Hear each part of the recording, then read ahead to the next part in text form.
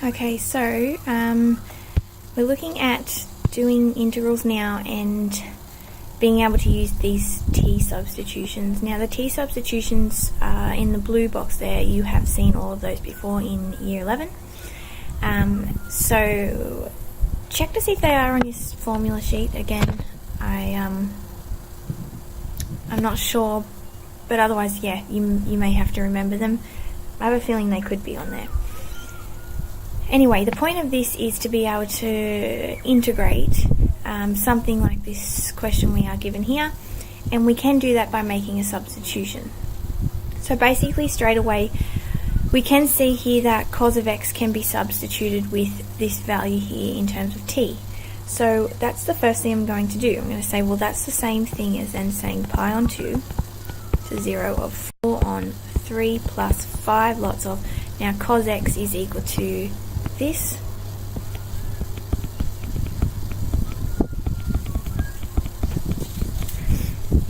The only problem I have here is if I continued, I'd have dx here. Now all of a sudden my x has disappeared, it's all in terms of t, so I can't have this dx, which means I need to make a substitution for dx. But it's as simple as, you can see that dx over dt here is equal to 2 over 1 plus t squared. If I rearrange that and make a substitution, that's saying that I can rewrite dx as that and make that substitution. So I can put that in first go and say that that's timesing by 2 over 1 plus t squared dt. Okay, the next thing now I need to try and do is clean it up. And one thing, this is a bad habit of mine, so my bounds have changed. Remember, these bounds were in terms of x, okay? So I need to change them now in terms of t. Now I have to make a substitution, and I'm going to go for something nice and easy like t equals 10x on 2, because that's going to convert the x value straight into a t value. So for instance, I'm going to have t equals 10 pi on 2 and t equals 10 0 on 2. That one's going to just give me 0. Pi on 2 is going to give me pi on 4, and tan of pi on 4, use your exact triangles, but you should realize is 1. So my bounds will change now because everything's in terms of t. I can't have anything else left in terms of x. Now I have a full integration with everything in terms of t. I just have to clean it up. How can I clean this up? Well, if I multiply everything by this denominator, I can get rid of that ugliness of it. So if I do that, I need to multiply everything, okay? Now, when I'm going to multiply everything, this is multiplying, so I don't need to worry about it. Let's just focus on this part here. Multiply top and bottom by 1 plus t squared. It's going to give me 4 lots of 1 plus t squared over 3 plus 5 lots of, and multiplying this bottom here, I need to multiply the 3, and multiplying the 5 lots of this by 1 plus t squared just cancels it. So I'm left with 5 lots of 1 minus t squared. Hopefully you can see what has happened. I've just multiplied the 4, the 3, and the 5 here by 1 plus t squared. It's cancelled it here, and the other two values have it next to it. And don't forget, you're multiplying by 2 over 1 plus t squared. And because that is a multiplication sign, I don't have to times top and bottom here. If it was plus or minus, definitely, but not multiplying. So I'm cleaning it up a bit more now. Still doing integral between 1 and 0. One nice thing that's going to happen here is this can cancel here. So I'm just left with 8 over, what do I have, 3 plus 3t squared plus 5 minus 5t squared dt, which simplifies to 1 to 0 of 8 over 8 minus 2t squared dt.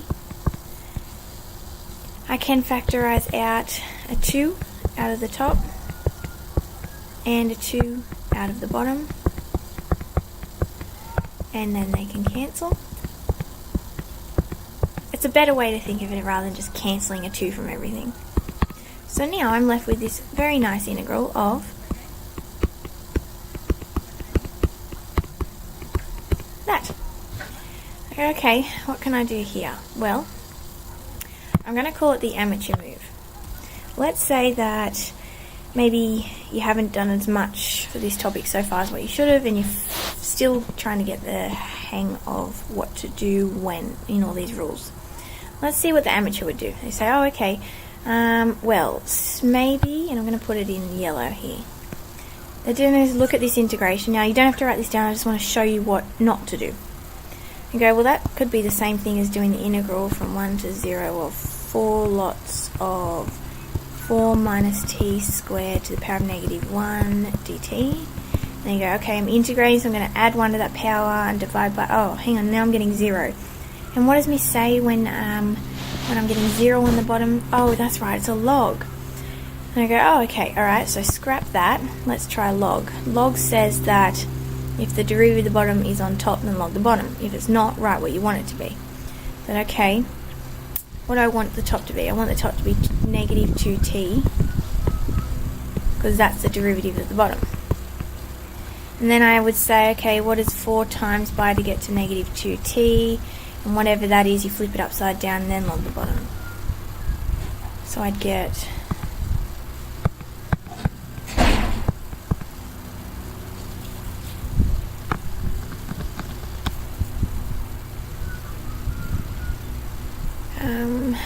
what would I get?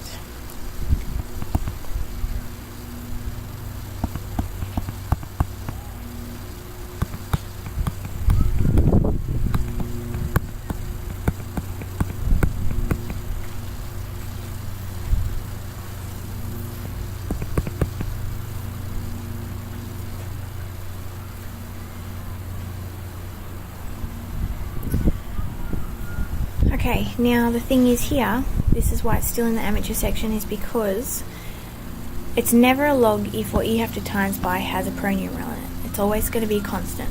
If you ever have a constant here that has a pronumeral attached to it, it's not a log. That's why I've kept this part in the amateur section. So it's all wrong. And that's why it's the amateur way of working it. What you should be doing is thinking instead, okay, I have to integrate this, I have a quadratic on the bottom. Let's go back to that mind map I gave you. When I have a quadratic on the bottom, I think to myself, okay, what's on top? Oh, I have a constant on top. When I have a quadratic on the bottom and a constant on top, I say, can I factorize? Aha, I can factorize this. So let's just come over here. What do I have?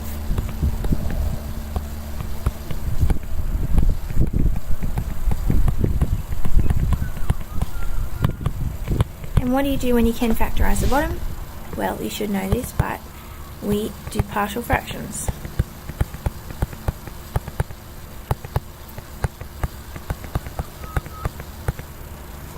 Alright, let's see what we get.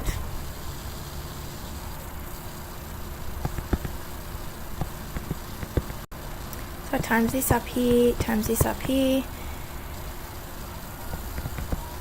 If you'd like, pause the video and practice your partial fractions here. You should be able to do this with ease.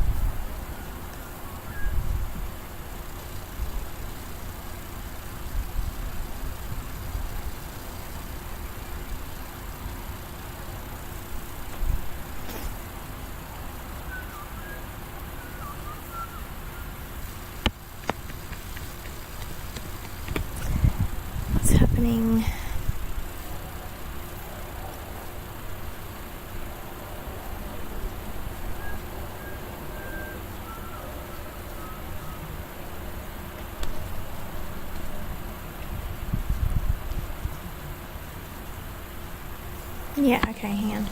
Sorry. So a minus b equals 4. No, equals 0. So a equals b. So therefore 2b plus 2b equals 4. So then 4b equals 4. So b equals 1. So therefore a equals 1. Which gives me then, my integral is then 1 to 0 of 1 over 2 minus t plus 1 over 2 plus t dt, which then we know is, if I just come over here, now I can do a log. The derivative of the bottom is on top, I log the bottom, so I get, okay, derivative of the top of this one would be negative, so I need to have a negative ln of 2 minus t, and the derivative of the bottom is on top, so plussing with ln of 2 plus t between 1 and 0, sub it in, negative ln 2 minus 1 is 1 plus ln of 3, minusing with negative ln 2 minus 0 is 2 plus ln of 2, which is going to give me log of 1 is 0, so that's going to give me 0 plus ln 3.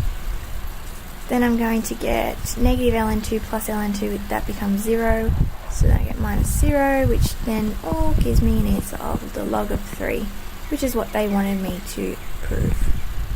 Done. So it's really not that hard. It's just about making a substitution for your t values, turning everything in terms of t, and then finding out what integration rule you're going to have to do once you get rid of all your x's and make it all in terms of t. So give those exercises a go out of the textbook I gave you to take home, and you have the work solutions with them as well.